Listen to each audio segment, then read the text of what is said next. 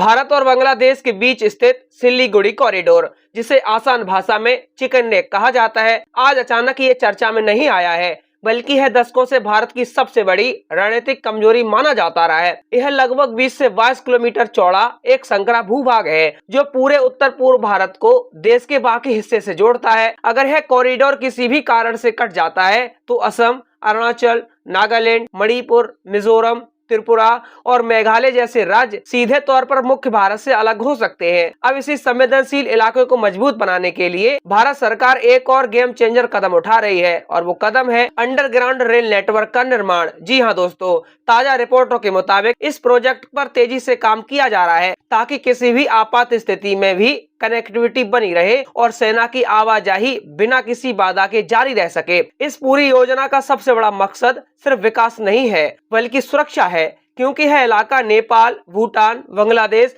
और चीन के बेहद करीब है। इसीलिए यहाँ किसी भी तरह की घुसपैठ, साजिश या युद्ध की स्थिति का खतरा हमेशा बना रहता है। रिपोर्ट में साफ कहा गया है कि इस अंडरग्राउंड रेल से न सिर्फ रणनीतिक मूवमेंट आसान होगा, बल्कि पश्चिम बंगाल में होने वाली अवैध घुसपैठ पर भी लगाम लगेगी। असल में भारत की सबसे बड़ी चिंता यह रही है कि चिकन नेक एक खुला और संकरा इलाका है, जिसे दुश्मन देश आसानी से निशाना बना सकते हैं। खासकर चीन की तरफ से डोकलाम और चुम्बी वैली के पास लगातार इंफ्रास्ट्रक्चर निर्माण और बांग्लादेश के साथ बदलते राजनीतिक समीकरणों ने भारत की चिंता को और बढ़ा दिया है। इसी खतरे को देखते हुए भारत अब सतह पर ही नहीं, बल्कि जमीन के नीचे भी मजबूत कनेक्टिविटी तैयार कर रहा है। बताया जा रहा है कि यह अंडरग्राउंड रेल लाइन रणनीतिक तौर पर इस तरह डिजाइन की जाएगी कि युद्ध या संकट की स्थिति में भी दुश्मन इसे आसानी से निशाना न बना सके।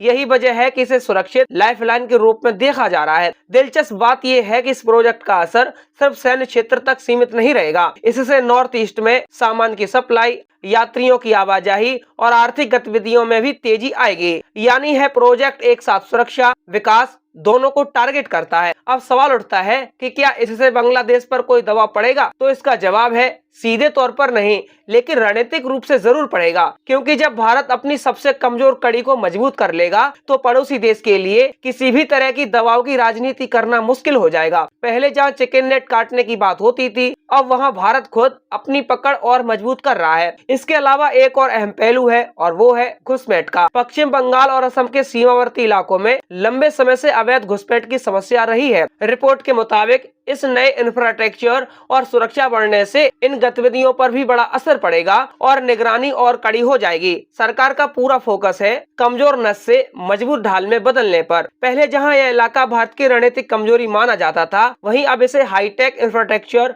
अंडरग्राउंड रेल, बेहतर सड़क और सैन्य तैनाती के जरिए एक मजबूत सुरक्षा कवच बनाया जा रहा है।